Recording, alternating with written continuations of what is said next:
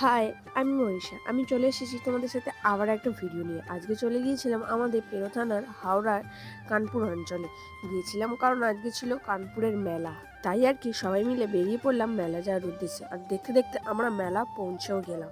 সবার ফার্স্টে তোমাদেরকে মায়ের দর্শন করায়। এই যে দেখছো পুকুর, এই পুকুরে চান করে সবাই মাকে পুজো দেয়। আর আমরা যেই টাইমে গিয়েছিলাম ওই টাইমটাতে ছিল মায়ের আহারের টাইম। মানে নিজেকে ধন্য মনে হলো ওই টাইমটা মাকে দেখে। মানে সবার ভাগ্যে থাকে না এই দৃশ্যটা দেখার জন্য। এই পুজোটা প্রায় আনুমানিক 180 থেকে 200 বছরের পুরনো। আর এখানে মায়ের দর্শন করতে অনেক দূর দূরান্ত থেকে ভক্তরা আসে মায়ের দর্শন নিতে। তোমরা কারা কারা এই ভদ্রকালী মায়ের পুজোতে এসেছিলে আমাকে অবশ্যই কমেন্টে জানিও।